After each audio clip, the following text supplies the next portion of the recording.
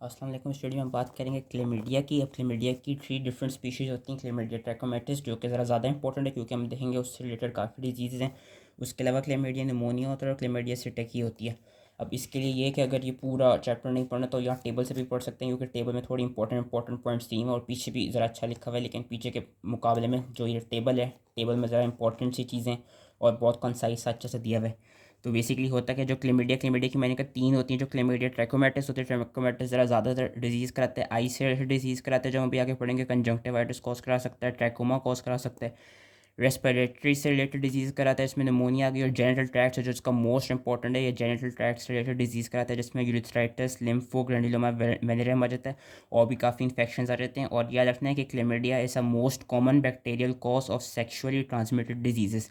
उसके अलावा जो क्लेमिडिया निमोनिया है, chlamydia pneumonia usually atypical pneumonia कराता है।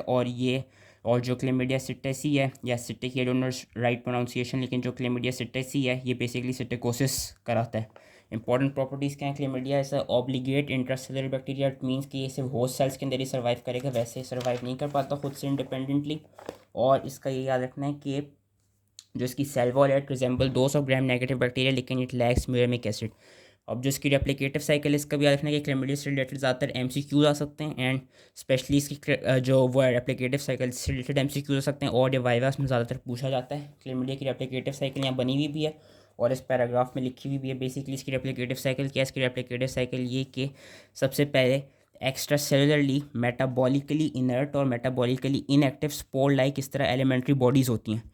ठीक है, क्योंकि ये एक्स्ट्रा सेलुलरली इन्फेक्शियस एलिमेंट्री या भी इनएक्टिव है, मेटाबॉलिकली इनएक्टिव वो हैं एलिमेंट्री बॉडीज़ हैं। याद रखना ये एलिमेंट्री बॉडीज़ करती क्या हैं? ये जाती हैं होस्ट सेल के अंदर, होस्ट सेल के अंदर जाके अटैच करती हैं, उसके अंदर एंटर होती हैं। होस्ट सेल में एंटर होने के बाद ये जो एलिमेंट्री बॉडी है ये क्या बनाती है? ये बनाती है एक रेटिकुलेट बॉडी कि एक्स्ट्रा सेलुलरली एक मेटाबॉलिकली इनएक्टिव एलिमेंट्री बॉडी है जिसने होस्ट सेल के अंदर जाके क्या बना दी? एक मेटाबॉलिकली एक्टिव रेटिकुलेट वो बना दी, रेटिकुलेट बॉडी बना दी। अब जो मेटाबॉलिकली एक्टिव रेटिकुलेट बॉडी है, ये रेटिकुलेट बॉडी क्या करेगी कि ये बाइनरी फिजन के थ्रू रेप्लिकेट करेगी मल्टीपल टाइम्स, कि multiplication of reticulate bodies bye binary fission, और उस तरह उसने ये मल्टीपल रेटिकुलेट बॉडीज़ बना दी। अब क्या होगा कि ये जो रेटिकुलेट बॉडी है ये ट्रांसफॉर्म हो जाएगी या ये कन्वर्ट हो जाएगी या ये रीऑर्गेनाइज हो जाएगी itself into elementary body. Elementary body से ही स्टार्ट हुआ था, होस्ट सेल के अंदर गई, होस्ट सेल के अंदर उसने रेटिकुलेट बॉडी बनाई, रेटिकुलेट बॉडी ने बाइनरी फिजन के थ्रू मल्टीपल रेटिकुलेट बॉडीज़ बनाई। अब जो रेटिकुलेट बॉडीज़ हैं ये बना देंगी, ये अपने आप को रीऑर्गेनाइज कर देंगी और ये बना देंगी एलिमेंट्री बॉडीज़। और याद रखने के जो एलिमेंट्री बॉडीज़ हैं they will develop large cytoplasmic inclusions. या लार्ज साइटोप्लाज्मिक इंक्लूजन्स याद रखना क्यों इंपॉर्टेंट है? क्योंकि हम अभी आगे देखेंगे लैब डायग्नोसिस में इस साइटोप्लाज्मिक इंक्लूजन के थ्रू ही हम डायग्नोस कर पाते हैं कि which type of chlamydia it is. तो अब ये जो एलिमेंट्री बॉडीज़ हैं इनकी मल्टीप्लिकेशन स्टॉप हो गई है, इनमें कहते हैं लार्ज साइटोप्लाज्मिक इंक्लूजन्स डेवलप्ड हो गई हैं। और होगा क्या कि when cycle goes on further तो ये जो एलिमेंट्री बॉडीज़ हैं ये फिर अगेन रिलीज़ हो जाएंगी एक्स्ट्रासेलुलरली और ये जाके किसी और होस्ट सेल को इन्फेक्ट करेंगे और वहाँ पर दोबारा ये साइकिल आपकी स्टार्ट हो जाएगी। ट्रांसमिशन कैसे होती है? जो क्लेमिडिया ट्रैकोमैटिस उसका रखना है कि वो ज़्यादातर सेक्सुअली, क्योंकि ये most important sexually transmitted disease है और सबसे ज़्यादा सेक्सुअली ट्रांसमिटेड जो इन्फेक्शन है वो क्लेमिडिया ही करा रहा है। तो क्लेमिडिया ट्रैकोमैटिस करा रहा है। तो जो ट्रैकोमैटिस है वो या तो सेक्सुअली ट्रांसमिट होती है या इन्फेंट्स में ट्रांसमिट हो जाती है by the passage through birth canal. उसके अलावा ये क्या कहते हैं, जो ट्रैकोमैटिस है एक और कंडीशन कराता है ट्रैकोमा। ट्रैकोमा क्या होती है? ट्रैकोमा बेसिकली एक क्रॉनिक कंजंक्टिवाइटिस होता है which can recur and which can also क्या कहते हैं लीड टू ब्लाइंडनेस। तो जो ट्रैकोमा की ट्रांसमिशन होती है, ट्रैकोमा की ट्रांसमिशन ऐसे होती है कि अगर फिंगर टू आई या फॉर्माइट टू आई कांटेक्ट हो जाए, basically finger to eye contact ही याद रखने कि अगर फिंगर टू आई कांटेक्ट हो जाए तो उससे जो ट्रैकोमा है वो हो सकता है और जो ट्रैकोमैटिस है ये आपका ट्रांसमिट हो जाता है। सेक्सुअली ट्रांसमिटेड डिजीज़ के लिए थ्रू बर्थ कैनाल या बाय सेक्सुअली वो हो रहा है ट्रांसमिट, वेरएस ट्रैकोमा कॉज कराने के लिए ये फिंगर टू आई कॉन्टैक्ट के थ्रू ट्रांसमिट हो रहा है। जो क्लेमिडिया निमोनिया ये बाय एरोसोल्स ट्रांसमिट होता है, वेरस जो क्लेमिडिया सिटेसी या सिटेसी का याद रखना है कि ज़्यादातर बर्ड्स को इन्फेक्ट करती है। जो ट्रैकोमैटिस और निमोनिया ये सिर्फ ह्यूमंस को इन्फेक्ट कर रहा है। सिटेकी जो है ये बेसिकली बर्ड्स को इन्फेक्ट करता है। एंड होता क्या है कि ये ह्यूमंस को ऐसे इन्फेक्ट करता है कि जब ह्यूमंस किसी ऐसी इन्वायरमेंट में इस ऑर्गेनिज्म को इनहेल कर लें। इस ऑर्गेनिज्म को इनहेल कैसे कर लें कि जब ये बर्ड्स को इन्फेक्ट करता है तो जब बर्ड्स अपनी फीसेस प्रोड्यूस करती हैं तो उनके फीसेस में ये सिटेकी साथ निकल जाता है। अब जो जो ऐसी एनवायरनमेंट होगी जहाँ पे बर्ड्स की काफ़ी फीसेस पड़ी हुई होंगी और वो ड्राई हो रही होंगी तो उन फीसेस के थ्रू जो ये ऑर्गेनिज्म है ये उस एनवायरनमेंट में ज़्यादा से ज़्यादा प्रेजेंट होगा और ह्यूमंस ऐसे इन्फेक्ट होंगे कि humans are infected primary by inhaling organisms in airborne dry bird faeces. इसके थ्रू जो क्लेमिडिया सिट्टिस ये फिर ह्यूमंस के अंदर आ जाता है। तो दैट वाज देयर ट्रांसमिशन। इसकी पैथोजेनेसिस का तो सही हमें पता नहीं, बस पैथोजेनेसिस की ये रखने कि it infects primarily epithelial cells of mucous membrane और एपिथेलियल सेल्स ऑफ लंग्स। ये इसकी पैथोजेनेसिस है कि ये एपिथेलियल सेल्स जो होते हैं उनको, जो म्यूकस मेम्ब्रेन में और जो लंग्स में एपिथेलियल सेल्स होते हैं उनको बेसिकली ये इन्फेक्ट करता है। अब हम आगे पढ़ लेते हैं ट्रैकोमैटिस, निमोनिया और सिट्टिस, जिसमें से इंपॉर्टेंट ट्रैकोमैटिस है। ट्रैकोमैटिस का याद रखने कि इसकी डिफरेंट सेरोबार्स लिखी हुई हैं। सेरोबार्स बेसिकली ये है कि इसकी डिफरेंट सेरोटाइप्स होती हैं। जो सेरोबार ए है, सेरोबार ए, बी और सी, ये क्या क्या कराती है, कॉज कराती है ट्रैकोमा, जो कि मैंने बताया भी क्रॉनिक कंजंक्टिवाइटिस होती है, जो कि it can recur and can also lead to blindness. जो सेरोबार डी से लेके के यानी DEFGHIJK, ये कराती हैं जेनिटल ट्रैक्ट इन्फेक्शंस। और याद रखना है कि जो भी जेनिटल ट्रैक्ट इन्फेक्शन कराती हैं most of them are asymptomatic in both man and women, most of them are asymptomatic.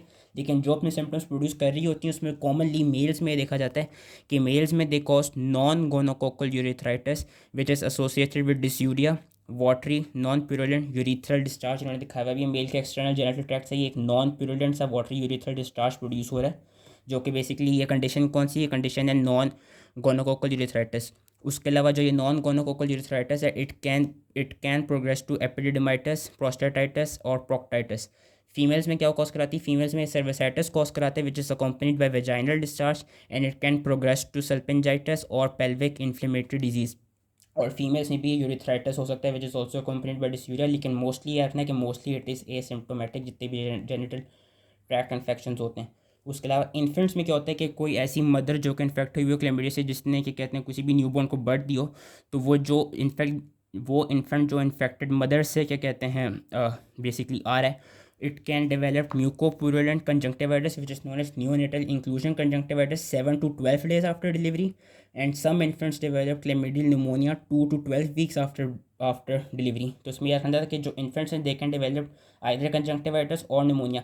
Conjunctivitis के लिए टाइम पीरियड 7 to 12 days होगा आफ्टर डिलीवरी, वेरस निमोनिया के लिए टाइम पीरियड होगा 2 to 12 weeks आफ्टर डिलीवरी।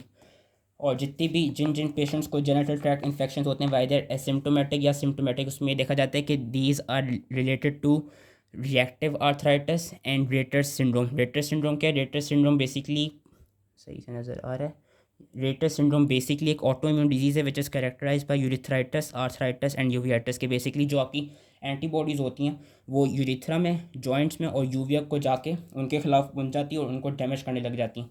उसके अलावा जो L1 से लेके L3 सिरोबार से, उसका ये देखा गया है कि दे कॉज लिम्फोग्रेनुलोमा वेनेरियम। अब जो लिम्फोग्रेनुलोमा वेनेरम है बेसिकली होता क्या है कि it is a sexually transmitted disease.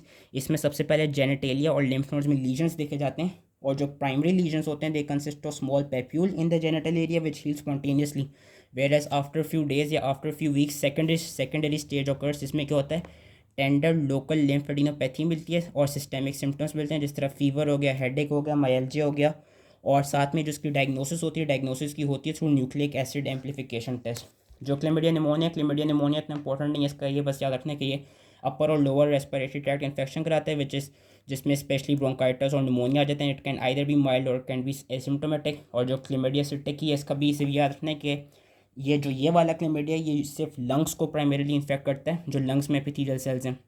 और इसका याद रखना है कि it can either be asymptomatic, या ऐसा भी हो सकता है कि इतने सिम्टम्स प्रोड्यूस करने लग जाए कि it can produce high fever और निमोनिया। और जो रेस्पिरेटरी इन्फेक्शंस होते हैं they manifest themselves as fever, cough, dyspnoea, myalgia and headache. और साथ में ये देखा जाता है जो एक्स्ट्रा पल्मोनरी वो मैनिफेस्टेशन देखी जाती हैं वो ये कि वो लिवर को भी इन्फेक्ट कर सकते हैं, जिस तरह हेपेटोमेगाली हो गया, जॉन्डिस हो गया। हार्ट को कर सकते हैं जिसमें मायोकार्डाइटिस और पेरिकार्डाइटिस आ गया, और नर्वस सिस्टम को कर सकते हैं जिसमें हियरिंग लॉस, ट्रांसवर्स माइलेटस और एनकेफेलाइटिस आ गए। लैब डायग्नोसिस क्या है, लैब डायग्नोसिस के लिए मैंने कहा था कि जो इसमें साइटोप्लाज्मिक इंक्लूजन्स बनती हैं ज़्यादा इंपॉर्टेंट है। ज़्यादा इंपॉर्टेंट इसलिए क्योंकि जो इसकी लैब डायग्नोसिस होती है ये ग्राम स्टेनिंग के थ्रू नहीं डायग्नोज हो पाता। इसमें जो साइटोप्लाज्मिक इंक्लूजन होती है उनको जब हम जिम्सा स्टेन के थ्रू डिटेक्ट करते हैं या हम उनको इम्यूनोफ्लोरेसेंस के थ्रू डिटेक्ट करते हैं। और ग्राम स्टेनिंग सिर्फ एक प्रिजम्पटिव एविडेंस के लिए यूज़ हो सकती है। ग्राम स्टेनिंग इस तरह होगी कि ये जो यूरिथ्रा से डिस्चार्ज निकल रहा होगा, ये जिस तरह का जो डिस्चार्ज निकल रहा होगा, इसको जब हम ग्राम स्टेन करेंगे तो ग्राम स्टेन में हम ये देखेंगे कि इसमें हमको न्यूट्रोफिल्स नज़र आ रहे होंगे। और इसको जब हम ग्राम स्टेन के थ्रू देखेंगे तो इसमें ये नज़र आएगा कि उसमें कोई हमको ग्राम नेगेटिव डिप्लोकॉक्साई नहीं मिलेंगे। जब हमको ग्राम नेगेटिव डिप्लोकॉक्साई नहीं नज़र आ रहे होंगे इसका ये मतलब है कि जो ये वाला ऑर्गेनिज्म है जो ये वाले साइन और सिम्टम्स प्रोड्यूस करा रहा है वो बेसिकली नज़ेरिया नहीं है। जो नज़ेरिया गोनोरिया थी वो वाली स्पीशी नहीं है। तो इसका मतलब ये है कि ये क्लेमिडिया की स्पीशी है जो कि ये वाले साइन और सिम्टम्स कॉज करा रही है, क्योंकि नज़ेरिया गोनोरिया की जो स्पीशी होती है वो भी गोनोरिया में इस तरह के साइन और सिम्टम्स प्रोड्यूस कर सकती है। तो ग्राहम स्टेनिंग एक तरफ से सिर्फ एक प्रिजम्पटिव एविडेंस के लिए यूज़ होते हैं कि अगर ग्राहम स्टेनिंग के थ्रू में ये नज़र आ गया कि नज़ेरिया एब्सेंट है तो we it can lead our diagnosis to क्या कहते हैं, या it can lead us to presume कि ये वाली जो माइक्रो ऑर्गेनिज्म है इट इज़ क्लेमिडिया। उसके अलावा जो मोस्ट इंपॉर्टेंट यूज़ होते हैं वो होते हैं नाट, जो न्यूक्लिक एसिड एम्प्लीफिकेशन टेस्ट हैं, जिनको हम पेशेंट के यूरिन में मतलब पेशेंट का जो यूरिन है उसमें उसके थ्रू हम ये कहते हैं बेसिकली इस क्लेमिडिया की स्पीशीज़ को ईजिली डिटेक्ट कर सकते हैं और डायग्नोस कर सकते हैं। उसके अलावा जो एक्सुडेट्स हैं, एक्सुडेट्स में हम इस ऑर्गेनिज्म को ईजिली आइडेंटिफाई कर सकते हैं। जो एक्सुडेट हमें पता है एक प्रोटीन रिच फ्लूइड होता है, उसमें हम ईजिली इस ऑर्गेनिज्म को आइडेंटिफाई कैसे करेंगे, उनके एपिथेलियल सेल्स के अंदर आइडेंटिफाई कर लेंगे बाय फ्लोरेसेंट एंटीबॉडी स्टेनिंग या हाइब्रिडाइजेशन विद डीएनए प्रोब। और जो क्लेमिडियल एंटीजेंस हैं, chlamydial antigens can also be detected in exudates और इन यूरिन बाय एलिसा। उसके अलावा जो ये वाला पैराग्राफ है, अगर ये वाला पैराग्राफ नहीं भी आता होता तो कोई इतनी इंपॉर्टेंट बात नहीं, लेकिन इसका याद रखना है कि हम क्लेमिडिया को एक सेल कल्चर में भी ग्रो कर सकते हैं। उस सेल कल्चर को हमने किससे ट्रीट किया होगा, साइक्लोहेक्सिमीड से। अब इससे हमको एडवांटेज क्या होगा, इससे हमें एडवांटेज ये होगा कि जब साइक्लोहेक्सिमीड से हम सेल कल्चर को ट्रीट करेंगे तो उसमें जो होस्ट सेल्स होंगी उनकी प्रोटीन सिंथेसिस इनहिबिट होगी, वेरेस क्लेमिडिया की प्रोटीन सिंथेसिस चल रही होगी। तो कि क्लेमिडिया की जो स्पीशीज़ होंगी वो ग्रो कर रही होंगी। और हम ये देखेंगे कि जो सेल कल्चर होगा इसमें हमको जो क्लेमिडिया ट्रैकोमेटिस है it will form inclusions containing glycogen, versus जो सिटेक्सी और जो निमोनिया होंगे they will form those inclusions which do not contain glycogen. और जो फिर ग्लाइकोजन फिल्ड इंक्लूजन्स होंगे उनको हम ईजिली विजुलाइज कर सकेंगे by staining with iodine. Versus जो क्लेमिडिया ट्रैकोमेटिस और जो वेरस जो क्लेमिडिया सिटेक्सी और जो क्लेमिडिया निमोनिया उसको हम सीरोलॉजिकली डायग्नोस कर सकते हैं। ट्रीटमेंट इसकी बहुत आसान है। ट्रीटमेंट के लिए बस याद रख लेना है कि हम टेट्रासाइक्लिन देते हैं और मैक्रोलाइड्स देते हैं। प्रिवेंशन इसकी याद रखनी है कि जो क्योंकि सेक्सुअली ट्रांसमिटेड डिजीज़ करा रहा है ट्रैकोमेटिस, तो उसको हम प्रिवेंट करने के लिए हम सेफ सेक्स प्रैक्टिस हैं, कॉन्डोम को यूसेज है और मल्टीपल सेक्सुअल पार्टनर्स को नहीं रखना चाहिए, वो चीज़ें यूज़ करें। बाकी जो भी ज़्यादातर क्योंकि हमें पता है कि इसमें एसिम्टोमेटिक पेशेंट्स मोस्टली मिलते हैं तो उनको जल्दी से जल्दी ट्रीट किया जाए। और इसकी ये है कि जो न्यूबॉर्न्स को आप एरिथ्रोमाइसिन दे दें। जब न्यूबॉर्न्स को एरिथ्रोमाइसिन दे देंगे तो there is a come chance कि उनको कंजंक्टिवाइटिस और क्लेमिडियल निमोनिया। बाकी जो सिटिकोसिस है, सिटिकोसिस को ट्रीट करने के लिए क्योंकि ज़्यादातर बर्ड्स आते हैं तो इसकी प्रिवेंशन ऐसे होती है कि by restricting the importation of psittacine birds, by treating और destroying the sick birds and adding tetracycline to bird feed. So that was it all related to chlamydia. Hope easily समझ में आ गया एंड थैंक यू।